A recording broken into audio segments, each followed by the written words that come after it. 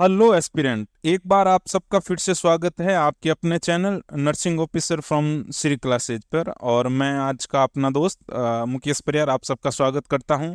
अब इस बेहतरीन प्लेटफॉर्म से जुड़ने के लिए आप सबका मोस्ट वेलकम है। और आज का जो अपना सेशन रहने वाला है वो रहने वाला है फंडामेंटल ऑफ नर्सिंग का। आज का अपना जो टॉपिक रहने वाला है वो रहने वाला है बेटा जी रीनल बायोप्सी। कौन सा रहने वाला है सर जी? किडनी की बायोप्सी रहने वाली है। तो अब बायोप्सी शुरू करने से पहले एक कुछ चंद लाइनें जो है आपके लिए प्रस्तुत करता हूं। गौर कीजिएगा कि लाइन ये है कि जो हमारा आज का समाज है वो किस तरफ चल रहा है।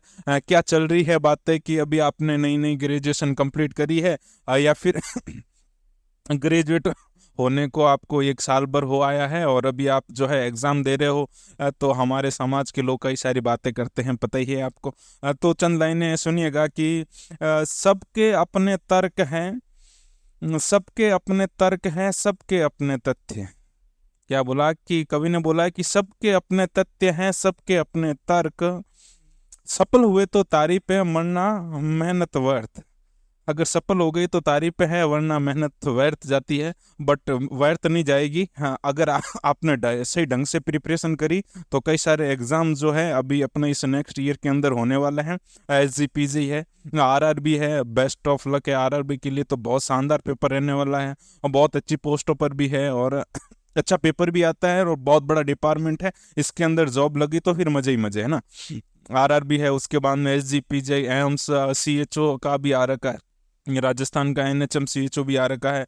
तो कई सारे पेपर होने वाले हैं, बिल्कुल नहीं घबराना है, मस्त तरीके से प्रिपरेशन करते रहना है। आपकी जो प्रिपरेशन है वही डिसाइड करेगी कि जो है आपका जो तारीफें होनी है या फिर बेकार जानी है। तो अच्छी प्रिपरेशन करेंगे तो जरूर तारीफें होगी, बट लगे रहिएगा, है ना। जब तक मिल नहीं जाए मंजिल तब तक लगे रहना है, बीच में नहीं छोड़ना है, क्योंकि बीच में छोड़ दिया तो फिर से जीरो से स्टार्ट करनी पड़ेगी। तो हाँ, स्टार्ट में ही रहना है हमें, लगे रहना है, कंटिन्यूस रहना है अपने आप को। और मैं आज आपके सामने जो है आपका एक बेहतरीन सा प्रोसीजर लेके आया हूँ बेटा जी, रीनल बायोप्सी। कौन सा सर जी? Renal biopsy. तो रीनल बायोप्सी की बात करेंगे अपन, तो रीनल या किडनी बायोप्सी। बायोप्सी की मैं बात करूँ तो आपको पता ही है, बायोप्सी सर जी वह प्रोसीजर है जिसके थ्रू अपन क्या करते हैं, स्मॉल क्वांटिटी के अंदर क्या लेंगे, सेल या टिश्यू लेंगे और उसकी स्टडी करेंगे। तो उसे क्या बोलेंगे? उसे बोलेंगे सर जी बायोप्सी। क्या बोलेंगे सर जी? बायोप्सी। बायोप्सी के अंदर क्या करेंगे? स्मॉल क्वांटिटी ऑफ टिश्यू या फिर सेल्स लेंगे और उसकी स्टडी करेंगे। ये जो प्रोसीजर होता है सर जी बायोप्सी होता है। और बायोप्सी जो है कई सारे एग्जामिनेशन का जो इन्वेस्टिगेशन ऑफ चॉइस रहता है, मेनली कैंसर का पूछा जाए तो उसका इन्वेस्टिगेशन ऑफ चॉइस जो है बायोप्सी रहता है। बायोप्सी से पहले आपको क्या करना होता है सर जी? कि बायोप्सी से पहले हम किसी भी बायोप्सी को लेने से पहले हम FNA करते हैं सर जी। FNA से सॉरी, क्या करेंगे बेटा जी? FNAC करेंगे। देन उसके बाद में अपन क्या करेंगे? बायोप्सी कंडक्ट करेंगे। और आज का जो अपना टॉपिक है वो है रीनल बायोप्सी, किडनी की बायोप्सी करनी है। तो सबसे पहले हमें क्या करना है, क्या इसके पर्पज रहने वाले हैं, क्या इंडिकेशन रहने वाला है, कॉन्ट्रा इंडिकेशन रहने वाला है, क्या पोजीशन देनी है और कौन से क्वेश्चंस बने हैं, क्या कॉम्प्लिकेशंस है, उन सब की अपन ब्रीफली डिस्कशन करेंगे। जो इंपॉर्टेंट है अपने एग्जाम में आने के हिसाब से वो आज पढ़ने की कोशिश करेंगे। तो कहीं नहीं, पूरा पढ़ना है, बिल्कुल करेक्ट करना है जी। ये देखो भाई साहब जी का क्या चल रहा है, रीनल रीनल बायोप्सी चल रही है, चलेगा। बायोप्सी का मतलब सिंपल सा यही है कि हम क्या करेंगे, नीडल इंसर्ट करेंगे। नीडल इंसर्ट करके हम क्या करेंगे, वहां से टिश्यू को लेकर के उसकी स्टडी करेंगे। इस प्रोसीजर को बोला जाता है बायोप्सी। तो यहाँ पे अपने को रीनल बायोप्सी करनी है तो हम जो है कहाँ से लेंगे? Needle insert into the renal to obtain a sample of tissue for examination. That procedure is known as a renal biopsy. क्या करा सर जी? हमने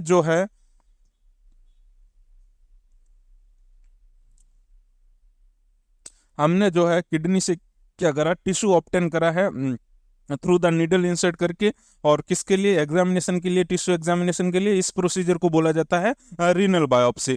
ये जो है इसके अंदर जो नीडल यूज में ली जाती है वो ली जाती है 14 से 16 गोज की। और मोस्ट कॉमनली जो नीडल है वो क्या है बेटा जी? आपकी मॉडिफायर मैग्नी नीडल आप यूज में ले सकते हो। जनरली यही नीडल यूज में ली जाती है किसके लिए? रीनल बायोप्सी के लिए। तो अगर आपको क्वेश्चन पूछा जाए कि सर जी रीनल बायोप्सी के अंदर कौन से नीडल रहेंगे, तो मॉडिफाइड मैग्नी नीडल्स जो है वो यूज में ली जाएगी। या फिर कितने गोज की होती है? तो सर जी 14 से 16 गोज की जो नीडल अपन यूज में लेंगे किसके लिए, रीनल बायोप्सी के लिए। आगे बात समझ में प्यारे। फिर मैं बात करूं क्या पर्पज है, तो पर्पज ये है कि सर इसके थ्रू अपन क्या करेंगे, साइटोलॉजिकल एंड हिस्टोलॉजिकल एग्जामिनेशन करेंगे। क्या करेंगे, साइटोलॉजिकल एंड हिस्टोलॉजिकल एग्जामिनेशन करेंगे। क्या करेंगे बेटा जी, साइटोलॉजिकल एंड हिस्टोलॉजिकल एग्जामिनेशन करेंगे। साइटोलॉजिकल मतलब स्टडी ऑफ सेल, क्या हो गया सर जी, स्टडी ऑफ सेल हो गई साइटोलॉजी। हम स्टडी करेंगे किसकी, सेल की। सर जी स्टडी ऑफ टिश्यू हो गया, दैट हिस्टोलॉजिकल एग्जामिनेशन है ना। स्टडी ऑफ टिश्यू ये जो टॉपिक है ये फंडामेंटल का टॉपिक है, और जो बच्चे एकेडमिक सेशन में पढ़ रहे हैं उनके लिए भी इम्पोर्टेंट रहने वाला है। तो बिल्कुल आराम से पढ़िएगा। स्टडी ऑफ टिश्यू ये हो गया सर जी क्या, हमारा पर्पज किसके लिए, रीनल बायोप्सी के लिए। इंडिकेशंस की बात करूं तो रीनल फेलियर वाले पेशेंट के अंदर की जाती हैं। रीनल ट्रांसप्लांटेशन करने से पहले अपन क्या करेंगे, रीनल बायोप्सी के थ्रू उसकी जो है स्टडी करेंगे हिस्टोलॉजिकल और पैथोलॉजी की, देन जो है ऑर्गन ये जो है ट्रांसफर होगा बेटा जी। तो ये क्या रहने वाला है, इंडिकेशन रहने वाला है। कॉन्ट्रा इंडिकेशन की मैं सिंपल सी बात करूं तो अगर ब्लीडिंग डिसऑर्डर प्रेजेंट है, अगर उस पर्सन के अंदर थ्रोम्बोसाइटोसिस है, तो इन दिस कंडीशन के अंदर हमें बायोप्सी कंडक्ट नहीं करनी है, बायोप्सी जो है प्रोसीजर नहीं करेंगे। अगर बीटी सीटी और पीटी टाइमिंग जो है अब नॉर्मल हो रखा है, गड़बड़ा चुका है, तब भी हमें क्या नहीं करनी होती है, बायोप्सी नहीं करनी है। अगर विंडशील्ड ट्यूमर प्रेजेंट है तब भी बायोप्सी नहीं करनी है। अगर एक ही किडनी है तब भी हमें क्या नहीं करनी है, रीनल बायोप्सी नहीं करनी है। फिर मैं बात करूं आर्टिकल्स की, किसके लिए, रीनल बायोप्सी के लिए। तो जो फर्स्ट तुम्हें पता ही है सर जी, नीडल चाहिएगी। नीडल चाहिएगी तो सर जी हमने अभी देखा कि मॉडिफाइड मैग्नी नीडल जो है जनरली यूज में ली जाती है रीनल बायोप्सी के लिए। अदर मैं बात करूं तो वो गोज की बात करूं तो कितनी सर जी, 14 से 16 गेज की जो नीडल है वो यूज में लेंगे। अब बीटाडीन यूज में लेंगे सर जी 10% पोविडोआयोडीन, किसके लिए सर जी, ये क्लीन द साइट, क्या करेगा सर जी, क्लीन करेगा साइट को, इन्फेक्शन से बचाने के लिए, प्रिवेंट फ्रॉम इन्फेक्शन।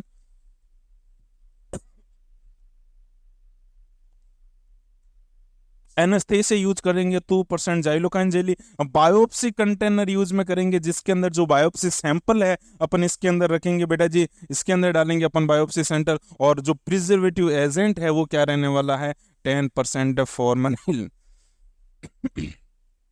कोई भी बायोप्सी लो, हर बायोप्सी के लिए जो प्रिजर्वेटिव एजेंट रहने वाला है वो रहने वाला है 10% फॉर्मेलिन। क्या रहने वाला है बच्चे, 10% फॉर्मेलिन जो है आपका प्रिजर्वेटिव एजेंट रहने वाला है। ठीक है, आगे बात समझ में सर हमें, प्रिजर्वेटिव एजेंट 10% फॉर्मेलिन। अगर मैं बात करूं कोई डेड बॉडी है उसको अगर आपको प्रिजर्व करना है तो क्या लेंगे, 10% फॉर्मेलिन लेंगे। अगर टीथ को प्रिजर्व करना है सर जी मिल्क लेंगे। तो ये क्या रहने वाले बेटा जी, प्रिजर्वेटिव एजेंट रहने वाले हैं।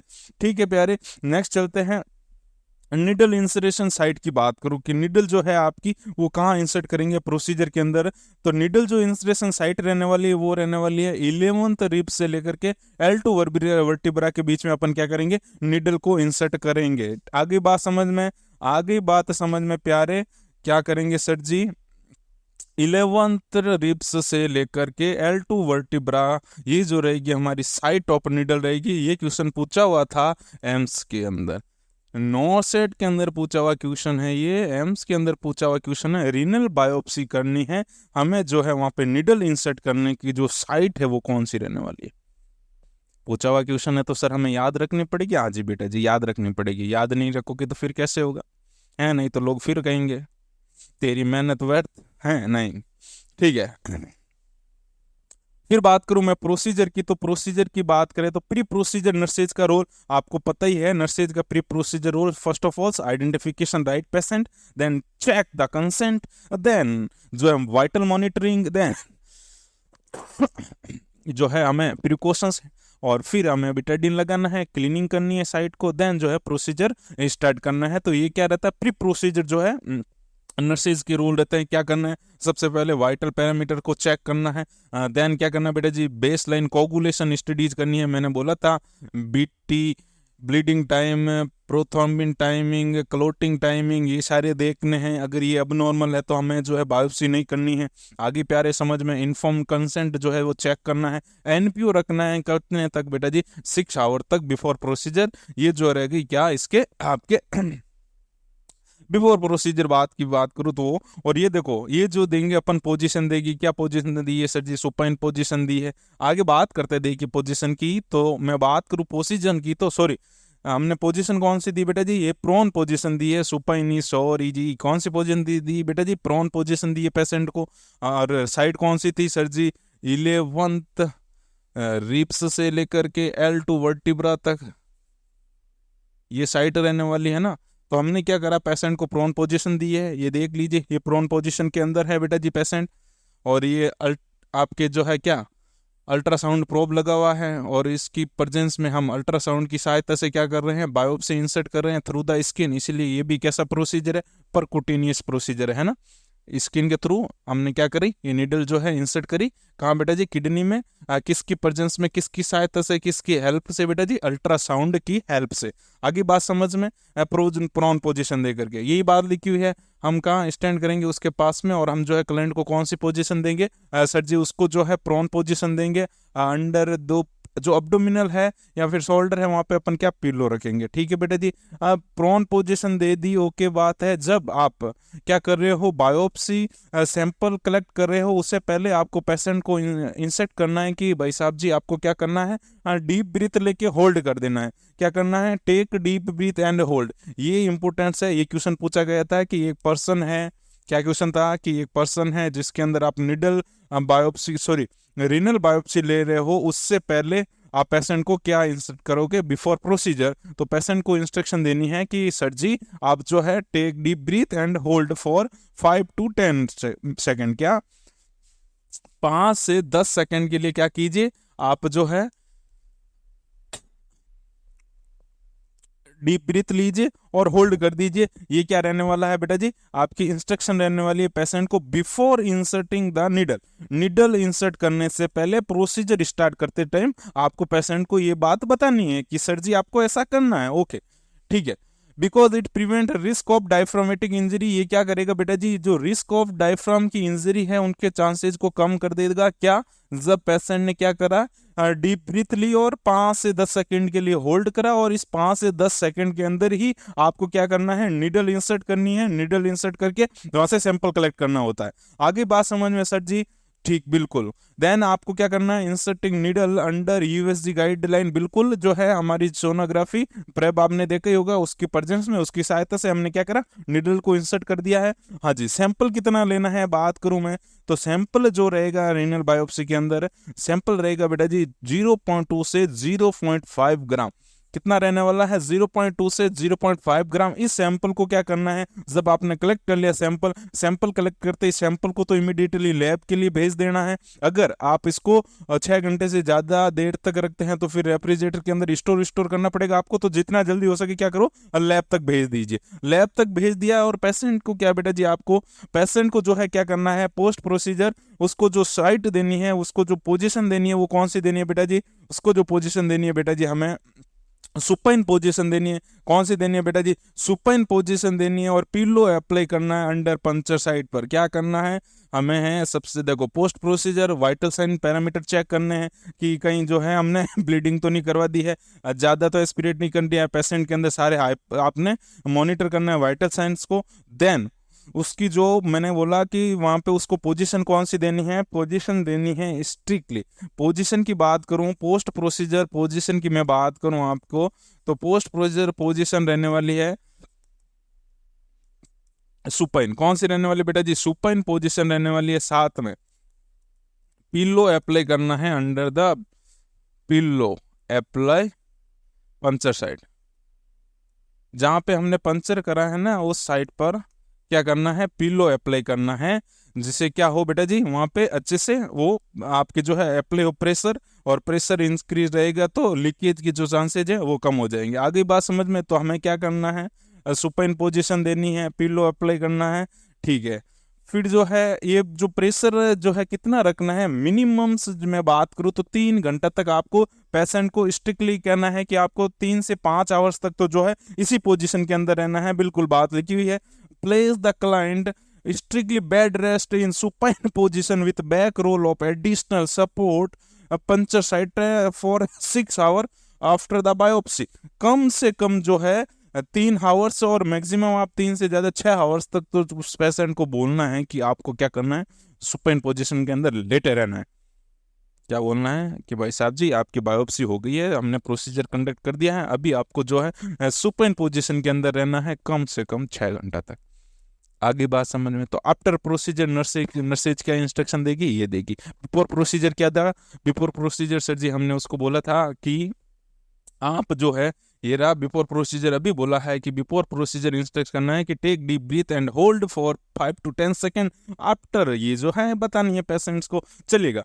फिर जो है हमें क्या करना, उसकी वो जो साइट है उस साइट को चेक करना है, वहाँ पे जो है ब्लीडिंग व्लीडिंग तो नहीं सीन हो रही है। अगर ब्लीडिंग सीन हो रही है और अगर जो है आपको टेम्परेचर बढ़ा हुआ मिले तो डायरेक्ट जो है हमें क्या करना है, डॉक्टर को इन्फॉर्म करना है कि सर जी ये चीज़ हो गई है। आफ्टर प्रोसीजर आपका यही काम होता है कि अगर वहाँ पे क्या हो, आपको टेम्परेचर गड़बड़ा मिले, अगर वहाँ पे जो है ब्लडी डिस्चार्ज मिले या फिर ब्लीडिंग मिले, हेमरेज मिले, तो डायरेक्टली आपको क्या करना है, डॉक्टर को इन्फॉर्म करना है। खुद को कुछ पंचायत नहीं करना है, खुद डॉक्टर नहीं बनना है। ठीक है बेटा जी। पेशेंट को बोलना है कि एजुकेट करना है कि आपको कुछ समय के लिए वेट लिफ्टिंग नहीं करनी है, वेट नहीं उठाना है, बेड रेस्ट करनी है, आराम से रहना है, बिल्कुल ठीक है जी। हाँ, फिर बात करूं मैं कॉम्प्लिकेशंस की, तो इसके जो मोस्ट कॉमन कॉम्प्लिकेशंस रहने रहेगा बेटा जी, मोस्ट कॉमन कॉम्प्लिकेशंस वो रहता है ब्लीडिंग। क्या रहता है? ब्लीडिंग। तो इसका एक ही सॉल्यूशन है कि आपको क्या है कि उस पंचर साइट पर प्रेशर अच्छे से अप्लाई करना है। पेशेंट की जो सुपाइन पोजीशन है वो कम से कम 3 घंटे तक तो रखनी ही रखनी है, 3 से 6 घंटे, 3 से 5 घंटे जो है अप्रोक्सीमेट, जो आपको क्या है पेशेंट को सुपाइन पोजीशन के अंदर रखना है, वहाँ पे पिलो अप्लाई करना है पंचर साइट पर, और पंचर साइट को टाइटली पैकेज जो है ड्रेसिंग वगैरह वो करनी है, किससे बचाने के लिए? ब्लीडिंग से। तो ये क्या रहता है? मोस्ट कॉमन कॉम्प्लिकेशन रहता है। डायरेक्ट क्वेश्चन बनता है कि आपका जो है मोस्ट कॉमन कॉम्प्लिकेशंस कौन सा रहने वाला है? ये ईएसआई के अंदर आया हुआ क्वेश्चन है बेटा जी। प्रीवियस ईयर के अंदर जो ईएससी का एक पेपर हुआ था उसके अंदर ये क्वेश्चन पूछा गया है। हमारा जो सीएचओ के कई सारे पेपर्स में आ रखे हैं ये क्वेश्चंस, बहुत सिंपल सा क्वेश्चन होता है, पर पूछा जाता है कि मोस्ट कॉमन कॉम्प्लिकेशंस कौन सा रहना है। प्रोसीजर इंपॉर्टेंट है। बात यह कि जितने भी प्रोसीजर है, देखो नर्सेज की बात करूँ तो आपके लिए जो फंडामेंटल ऑफ नर्सिंग है ना, वही आपकी जो है बेटा जी बेस है। क्या है? फंडामेंटल ऑफ नर्सिंग जो है बेस है, और यही जो है आगे जाके डिसाइड करती है कि आप कितने अच्छे नर्सिंग ऑफिसर बनोगे, कितने अच्छे नर्स बनने वाले हो। आपको फंडामेंटल का ज्ञान होना बहुत जरूरी है। अब फंडामेंटल का ज्ञान नहीं है, बेस सिर्फ आपका अच्छा नहीं है, तो फिर आप अच्छे नर्स कैसे होगे? तो ये जो है बेस है, और इससे क्वेश्चन पूछा जाता है। अब तो प्रोसीजर आने लग गए हैं, इमेज बेस्ड क्वेश्चन आने लग गए हैं, प्रोसीजर भी आते हैं, इमेज बेस्ड क्वेश्चंस भी आते हैं। तो ये फंडामेंटल जो है इंपॉर्टेंस बन जाता है। हर एग्जाम के अंदर आपको कम से कम 30 से 40 क्वेश्चन मिलेंगे, किसके? सिर्फ फंडामेंटल ऑफ नर्सिंग के। तो ये क्वेश्चंस जो है बड़े फंडामेंटल, मतलब ये क्या रहेगा, एमएसएन को साथ में जोड़ के, जहाँ पे आपकी नर्सिंग केयर आ गई, फंडामेंटल की बात हो गई, प्रोसीजर आ गया, फंडामेंटल की बात हो गई, तो एमएसएन और ये फंडामेंटल मिला के 30 से जो है बेटा जी 40 क्वेश्चन रहते हैं हर बार। तो जो है हमें क्या करना है, इस चीज का ध्यान रखना है कि क्या पूछ रहा है। क्या प्रायोरिटी वाले क्वेश्चंस भी बहुत आते हैं, तो मैंने प्रायोरिटीज भी बताई है कि इस टाइम ये प्रायोरिटीज है। पोजीशन से क्वेश्चन पूछा जाता है प्रोसीजर के अंदर, तो वो मैंने बताई है। ऐसे ही बेहतरीन प्रिपरेशन करते रहिए, और आगे जो अपना टॉपिक है वो नेक्स्ट और अच्छा एक टॉपिक रहेगा। तब तक के लिए मस्त मुस्कुराते रहिए, हंसते रहिए। चैनल पे आए हो तो चैनल को सब्सक्राइब कीजिए, अपने प्यारे मित्रजनों को शेयर कीजिए, जो अकेडमी के अंदर अभी मतलब जिनकी बीएससी नर्सिंग चल रही है उन प्यारे जनों को भी शेयर कीजिए, क्योंकि ये जो आपके नोट्स की पीडीएफ है वो आपके हमारे टेलीग्राम चैनल पर मिल जाएगी, और आपके नोट्स भी बन जाएंगे। तो तुम उस रेस में अभी लग जाओगे, तुम्हारा जो सपना है बहुत जल्द साकार हो जाएगा। चलिए कल फिर मिलते हैं एक बेहतरीन टॉपिक के साथ और एक बेहतरीन सेशन के साथ। तब तक के लिए सब्बा खैर, मस्त रहो, हंसते रहो, खुश रहिएगा। जय हिंद।